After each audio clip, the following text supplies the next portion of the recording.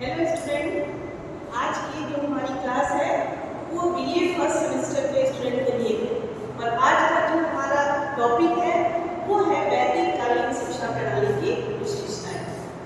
हमारी जो वैदिक कालीन शिक्षा है, यानी कि जैसा कि नाम से स्पष्ट है कि वैदिक कालीन शिक्षा यानी कि वेदों पर आधारित है। हमारी वैदिक कालीन शिक्षा में जो हमने प्राचीन जो हमारी भारतीय शिक्षा है वो वेदों पर आधारित थी और उसी के अकॉर्डिंग हमारी जो शिक्षा प्रणाली बनाई गई। तो चलिए जो उसकी विशेषताएं हैं उसको हम एक एक करके एक पॉइंट को देखते हैं और ये देखते हैं कि जो हमारी वैदिक कालीन या प्राचीन भारतीय शिक्षा प्रणाली थी वो कैसे थी। तो सबसे पहले जो हमारी एक पॉइंट है वो विद्या आरंभ संस्कार, यानी कि विद्या को कैसे आरंभ करते थे।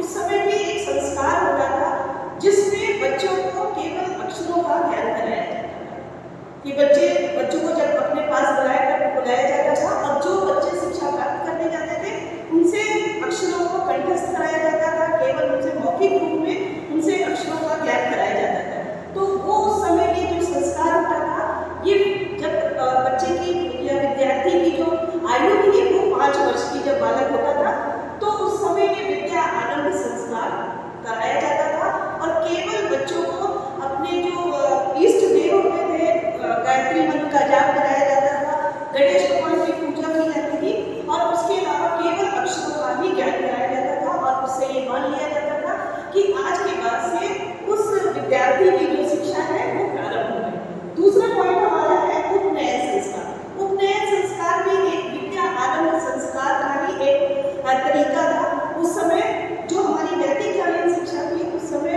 विद्या जो उपनयन संस्कार वो होता था। उपनयन का मतलब होता है गुरु के समीप ले जाना। तो ये उस समय होता था जब बालक विद्या आरंभ करने की अवस्था में होता था और वो चाहता था कि हम जा करके और शिक्षा प्राप्त करें। तो उस समय उसको एक संस्कार कराया जाता था, उपनयन संस्कार। उपनयन का मतलब होता है कि शाब्दिक रूप में कहे तो गुरु के समीप ले जाना।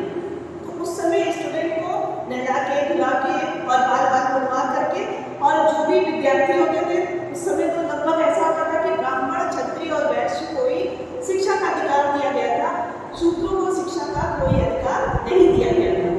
तो होता था कि जब जो भी बच्चे शिक्षा प्राप्त करने जाते थे उनको गुरु के समीप ले जाया जाता था। गुरु जो है अपने पास जमीन में पालथी लगा करके स्टूडेंट को बैठा देते थे, विद्यार्थियों को, और उनसे केवल गायत्री मंत्र का पाठ कराते थे। जो बच्चे सही से स्पष्ट रूप से गायत्री मंत्र का पाठ कर लेते थे उन बच्चों को उस समय गुरुकुल में प्रवेश की जो एक प्रक्रिया होती है उस समय बच्चों को दे दिया जाता था और ये मान लिया जाता था कि ये जो विद्यार्थी है वो शिक्षा प्राप्त करने के लिए तैयार है।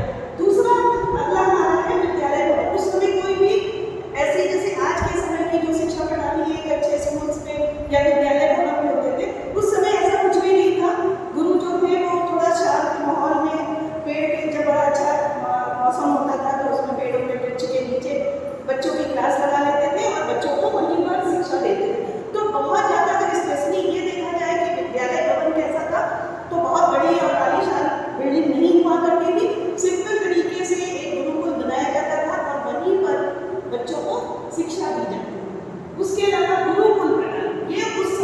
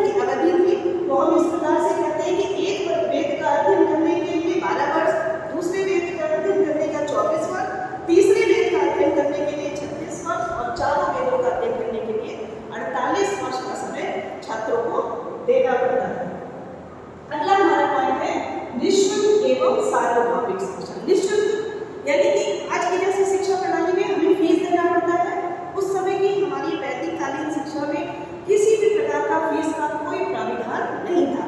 बच्चे जो भी चीज़ पढ़ना चाहते थे तो जो गुरु थे फ्री पढ़ाते थे। हाँ, अगर विद्यार्थी को अच्छा लगता था कि हम अपने टीचर्स को कुछ भेंट वगैरह गिफ्ट